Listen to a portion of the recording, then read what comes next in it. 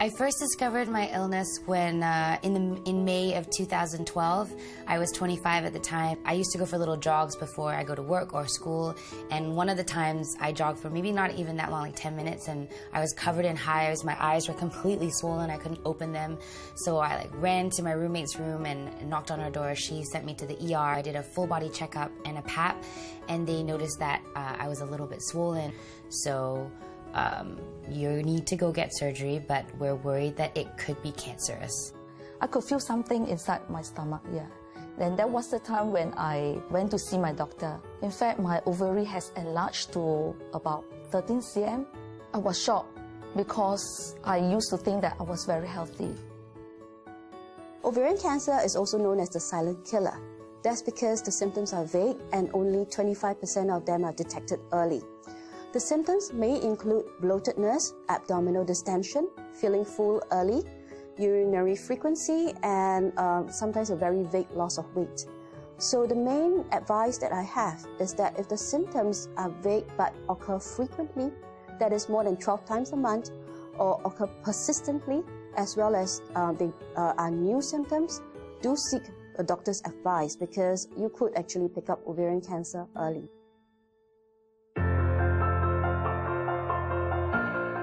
Typically, women who are suspected of having ovarian cancer undergo ultrasound investigations, CT scan investigations. The suspicion of ovarian cancer on a scan would be solid growth on the ovary with increased blood flow and evidence of spread, for example, fluid outside the ovary and lumps in the abdomen.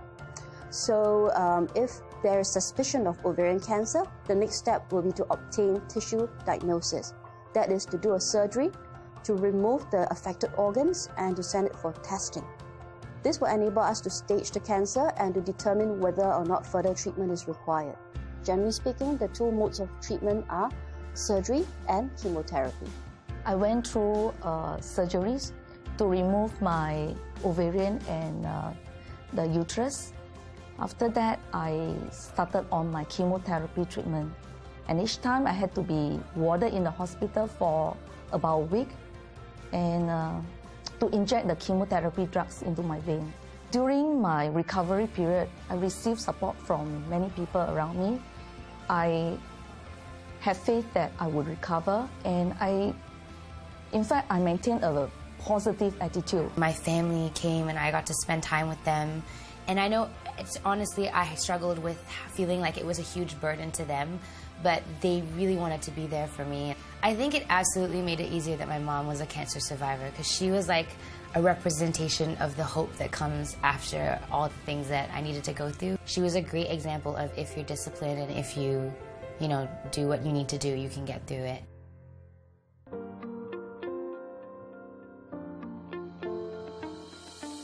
There's always the fear that, I'm not going to be able to have children, or that it's going to come back, or that people around me might, have cancer too. And that's a day-to-day thing that I think as you go along with life, you kind of learn to accept it and also are not so precious about it. I think I live my life a little more fearlessly, to be honest, than I did before, because, you get sick, then you get better, so that's, how I feel about life. It's kind of liberating almost. A lot of things that I did not try and I was fearful in the past, I started on it. For instance, I used to think that I would not be able to ski, but I have tried a few years back, and now I even have my own ski gears. There is a lot of new research in ovarian cancer, and there are new chemotherapy coming up as well as new types of drugs. For example, Avastin, which is a targeted therapy which cuts away the blood supply to the tumor.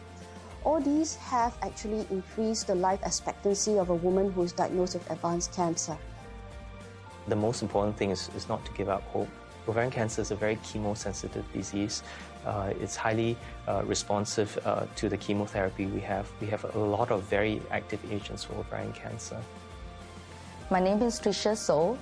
I'm a survivor of ovarian cancer. Hi, my name is Daphne Koo, and I'm a survivor of dysgerminoma, a form of ovarian cancer.